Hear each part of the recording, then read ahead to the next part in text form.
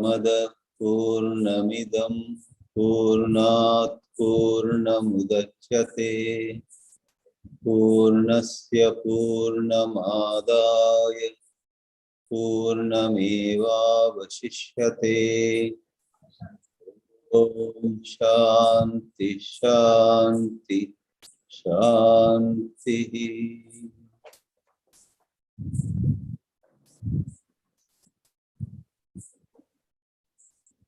After missing a class last Friday because of some unexpected and inexplicable technical reasons, we are here this Friday, March 18, 2022, for this 24th class on Brihadāranyaka Upanishad.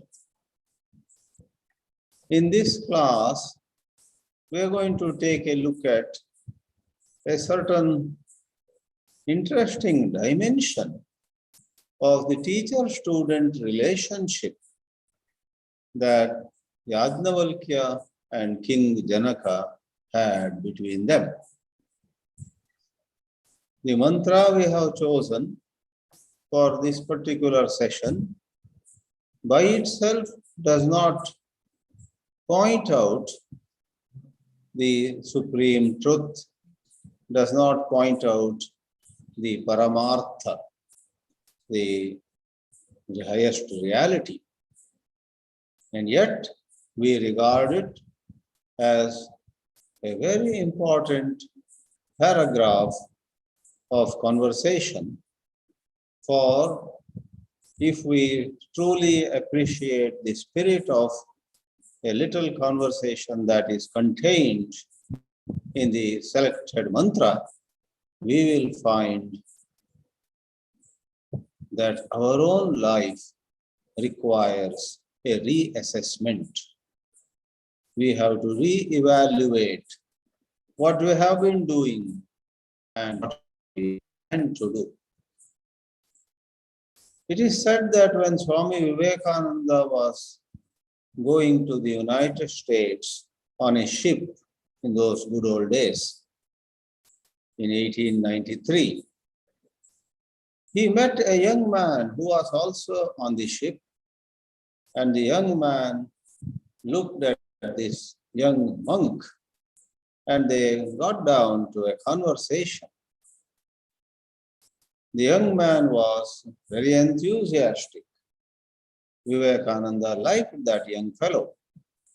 However, Vivekananda took interest in that young fellow and thought of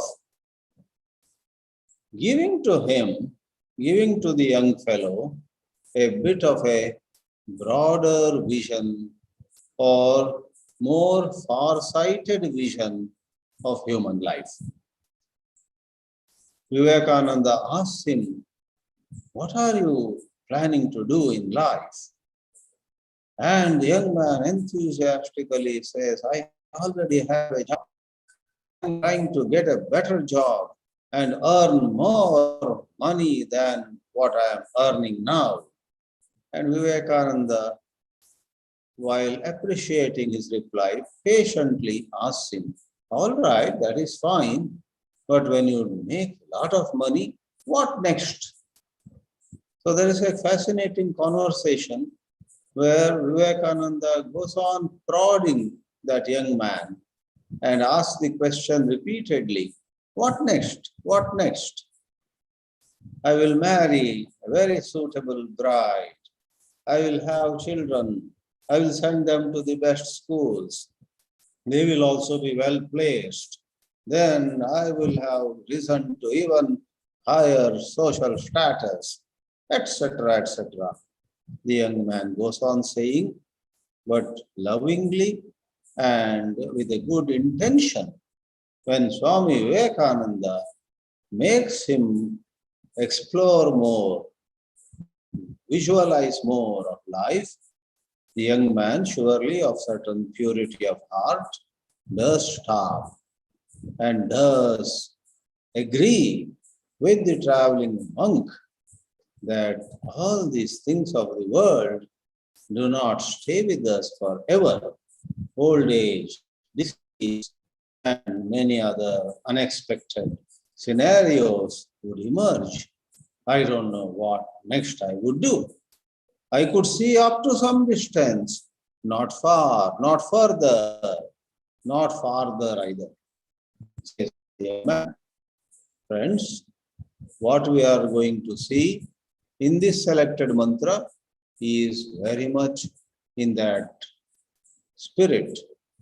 We have, in fact, titled the session, "Where will you go next?"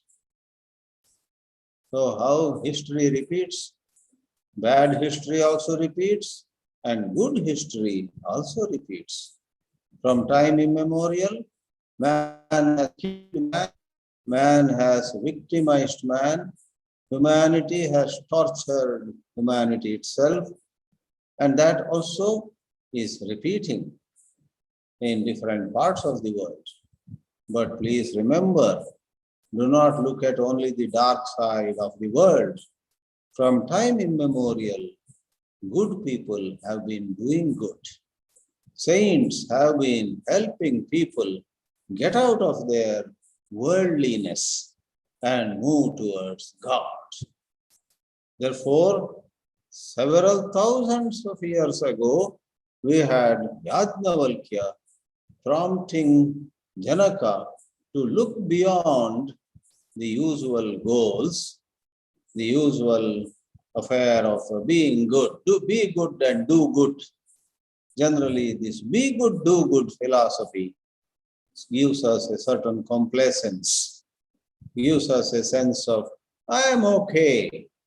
Am I really okay? Is the question. With this as the opening remarks, let us take a look at the first slide, which is the title slide. Where will you go next? Let's see what we have presented.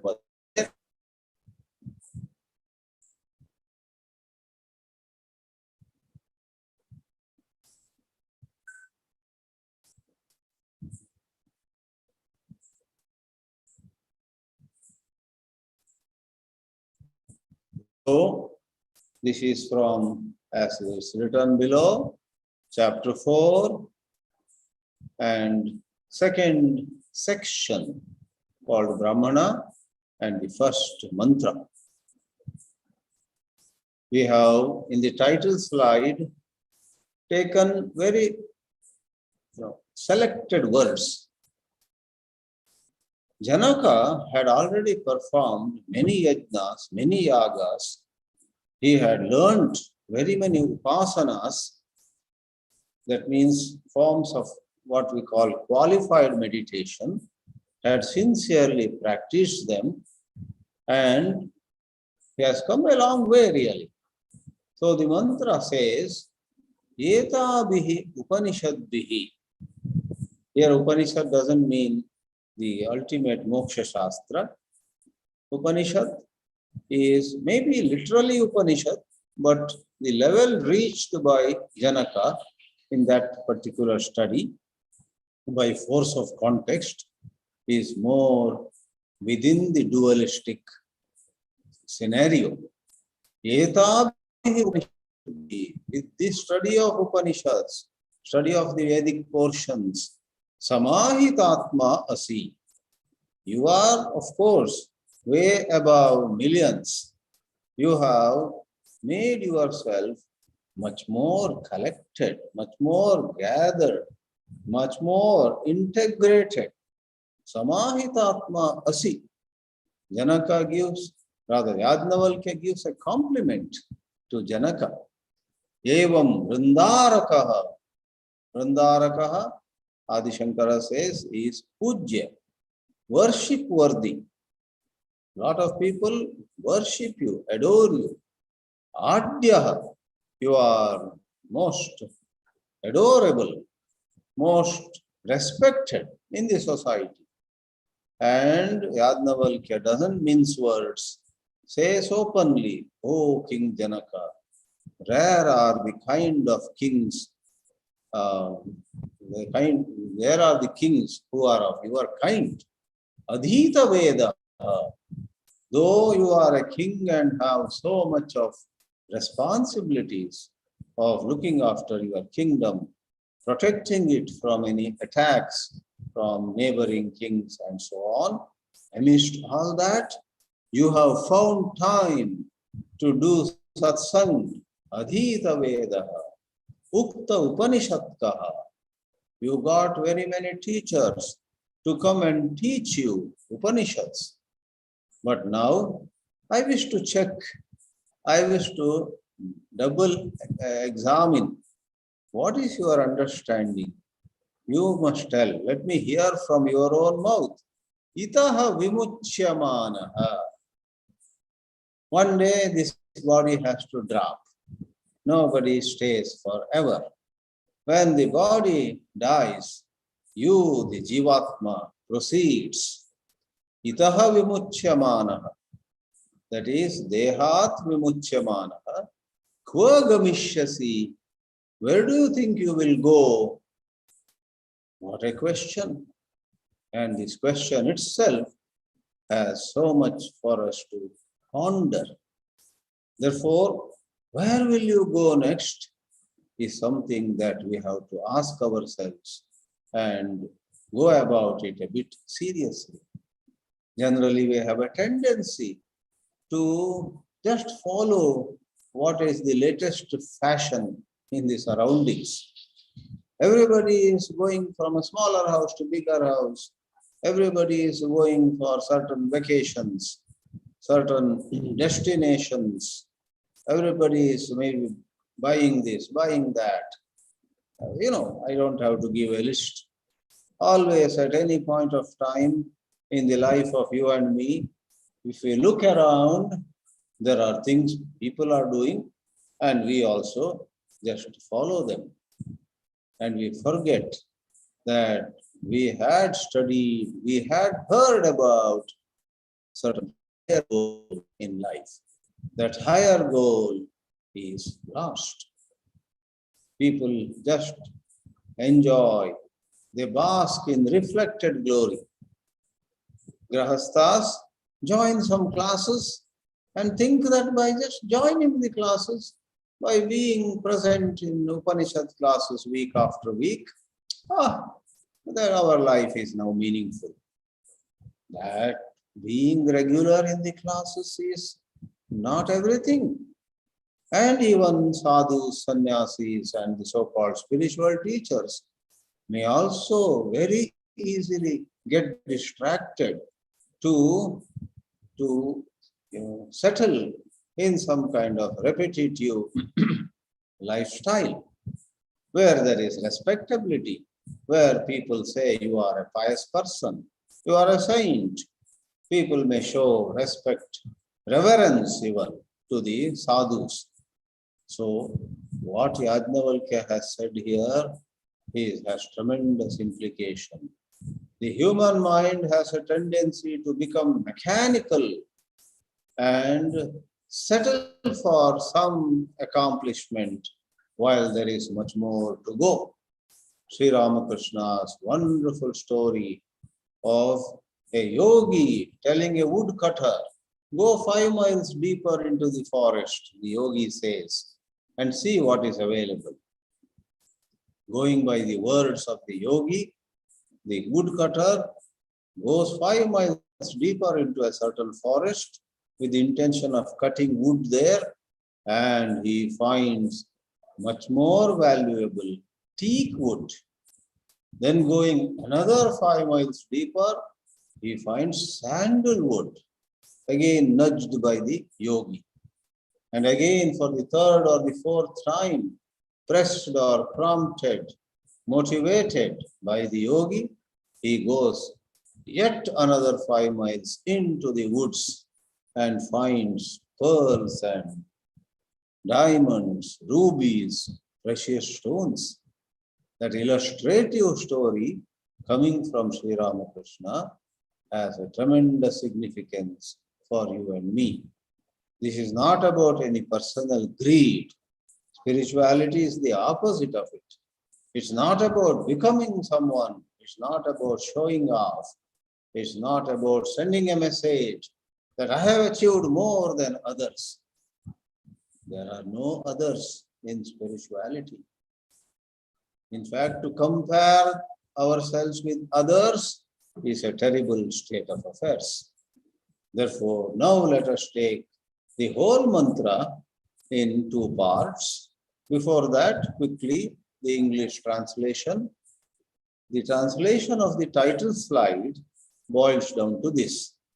Yājnavalkya says to Janaka, you have come a long way. You are well composed, having received all these upāsanas, teachings of the Upanishads. See, the Upanishads, though they are into Brahma Vidya, they do teach upāsanas. They do uphold karma also at places for mandadhikaris.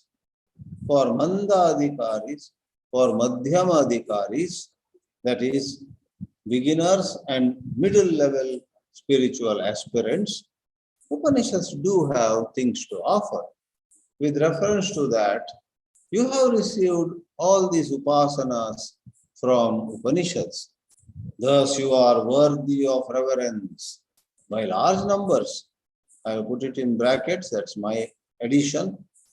The mantra itself says Vrindāraka, and it says Adyaha, very well placed in the society. You have studied the Vedas. Eminent teachers have instructed you on Upanishads too. But after all that, the question remains, when you are released from here, leaving this body, where will you go? So this is the question. Let's see how the other words of the Sanskrit mantra add certain dimensions to this. So when we took the selected portion, before that, the scenario is given by the Upanishad mantras. Janakoha Vaideha Kurchat Upavasarpan Uvacha. Janaka, seeing Yājnavalkya coming one morning, gets up, moves from his seat, showing all respect to Yājnavalkya. Namaste astu Yājnavalkya anumāshādi iti. In the grammar of Upanishads, which is a little different from present Sanskrit grammar, you have sometimes a structure where you have a word anushadhi. Anushadhi is do anushasana. Anushasana is spiritually instructing. Some of you have studied this Shikshavalli of Taittiriya Upanishad, where there is a famous convocation address. The gurus, the rishis, having taught young boys and probably girls too for 12 years typically, say goodbye to them. Like there is a graduation ceremony in modern universities. This is a Gurukula. Children have stayed there. Now they go back and marry and start off their next phase of life. Till now they were brahmacharis. They are going to be grihasthas. And addressing them, there is a famous portion. Vedamanuchya acharyo ante vasinam anushasti. Anushasana. So that is instruction following a whole lot of thought development before. The imperative mood form of that anushasana is anushadhi. And Vedic Sanskrit permits splitting that anushadhi and in between and instruct me. In modern Sanskrit, it should be mam anushadhi. Mam itself becomes ma. Anu ma shadhi. So without going more into the mantras, Let's move to the English translation for those of you who all said and done have a little discomfort with Sanskrit in front of your eyes. Janaka, emperor of Vidya, rose from his seat and said, "O Yājnavalkya, salutations to you. Please instruct me." This is the setting. And now we go further to the fourth slide. Oh, what's this? 1, 2, 3, 4. 4 are over. The fifth slide. Or 5 and 6. Yeah. This has a little more details which are interesting. Otherwise, we would have just dropped them. It does add some significance. So what did Yājnavalkya say in response to Janaka's request? Mam anushadhi. Yājnavalkya said, Sahavacha yathavai samrat mahantam advanam Asian. Asian has nothing to do with the continent Asia as we have today. Ashyati means will go. Eti goes. Ashyati will go. And here Mahantam Advanam Asian. Adva means road. A long road. Somebody has to travel a long distance. So going by walk is not an option. When we have to travel a long distance, then especially those who have the wherewithal, therefore the word is used, samrat, a king. And in those days, a king, if it was a journey by road, would take a well-equipped chariot, ratham, if it's going by road. And if there is a river to cross, well before he starts, arrangements are made.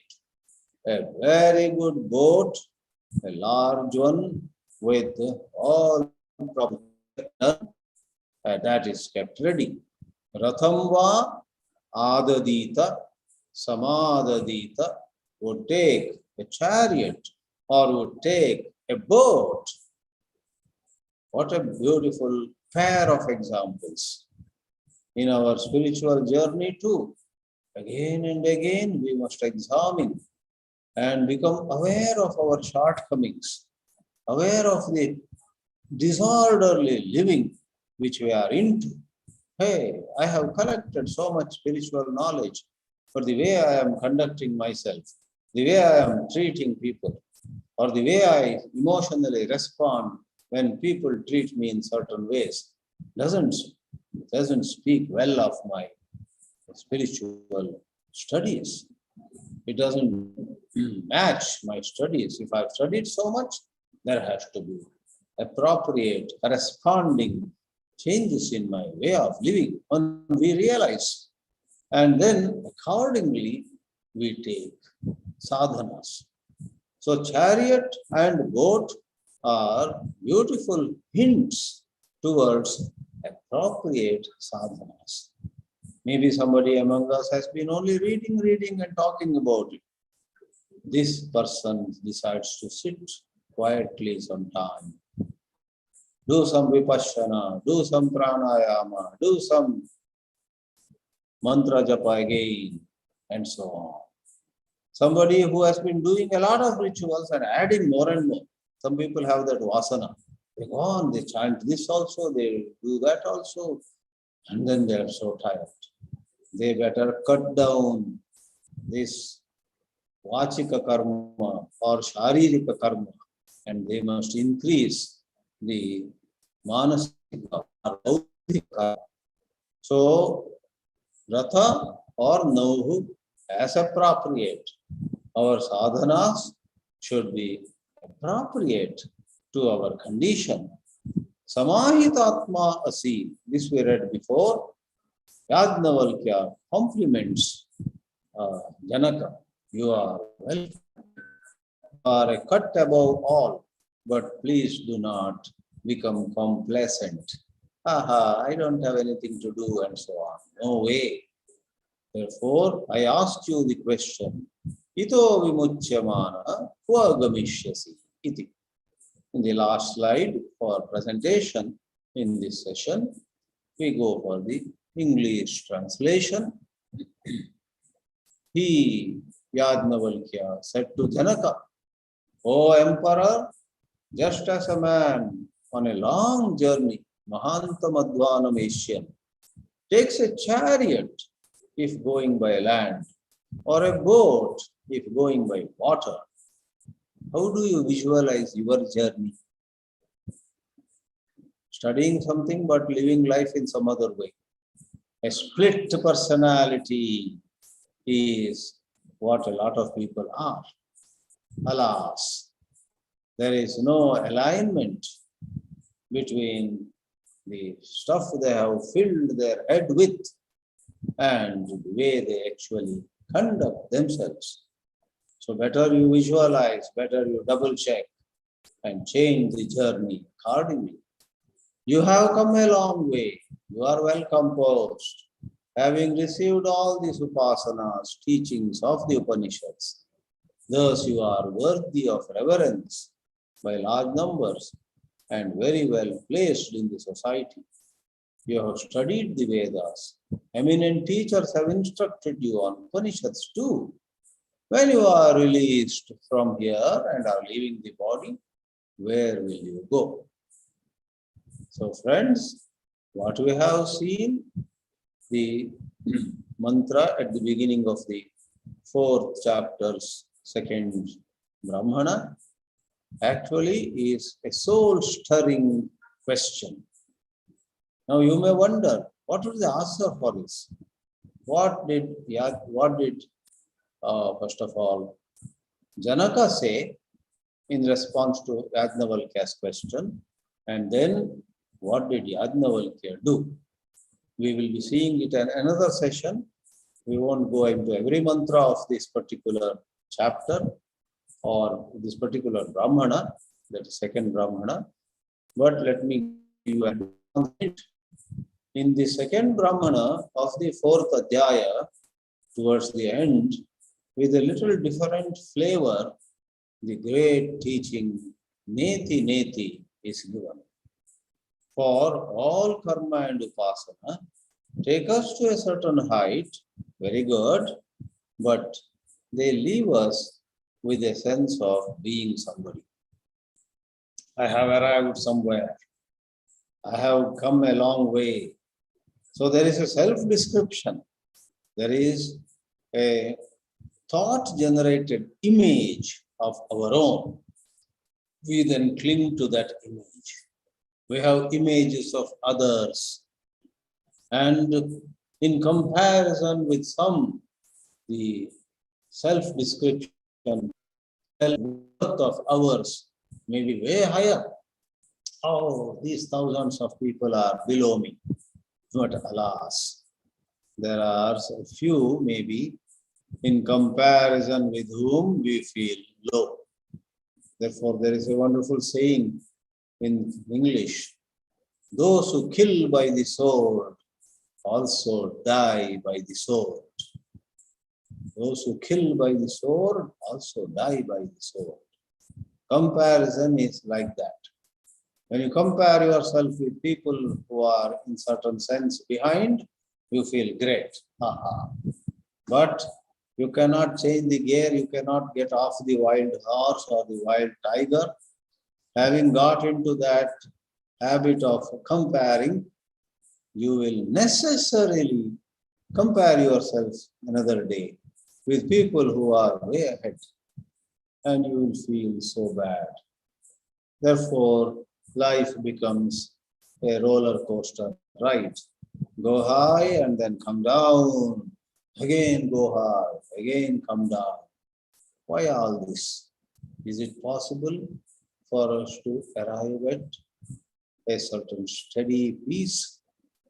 Steady peace, the Upanishads say to us uncompromisingly, is possible when you anchor yourself in what Vimla Thakar called image-free consciousness. You neither judge people nor judge yourself.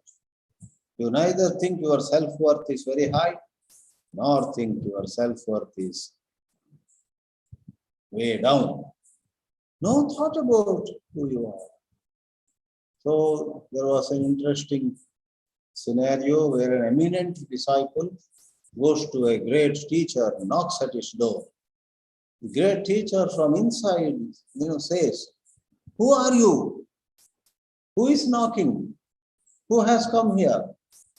And the disciple, who already was of a high caliber, says to the teacher from behind the door, not yet entered the room, says, "I have come to find out the answer to that very question."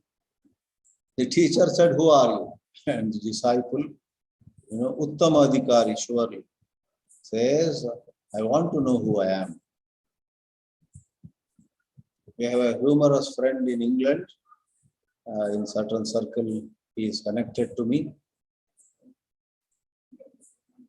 When I first met him, I was not sure who he was. So I had asked him the question, "I think I have a guess about who you are, but tell me who you are.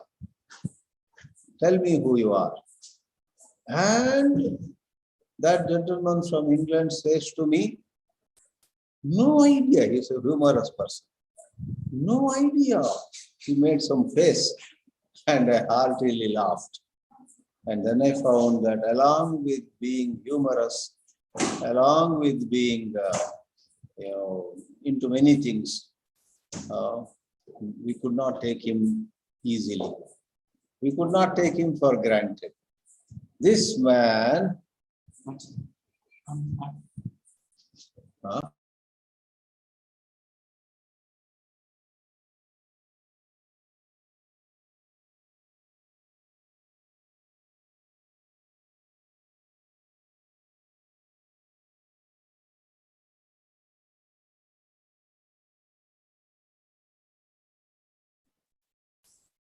there was some power failure and again some connected issues. So some sort of emergency, not a real emergency. So whether this good friend of mine in England, who humorously said, "No idea." I asked him, "Who are you?" "No idea." Or the teacher who asked and the disciple said, "To find the answer to that, I have come, sir." You can imagine the joy of the teacher. He opens the door and come in, and let us deliberate on this question. Thus, one has to examine. Socrates, before dying, said that great sentence, "An unexamined life is not worth living." Alas, even as you and I are going on, as the expression goes, firefighting, putting out fire here. By that time, there is fire in another direction. We put out fire here and run there. What is this putting out fire? That's a metaphor. Number of worldly issues. In fact, therefore, in Upanishad, Yamadharma Raja says, when he talks about Shreya and Preya, it is those who are attached to Preya, Manda Buddhis. They go for Preya, leaving aside Shreya. And then there is a very powerful expression. Why do they go for Preya, the path of the pleasant? Why do they not opt for Shreya, which is the true good?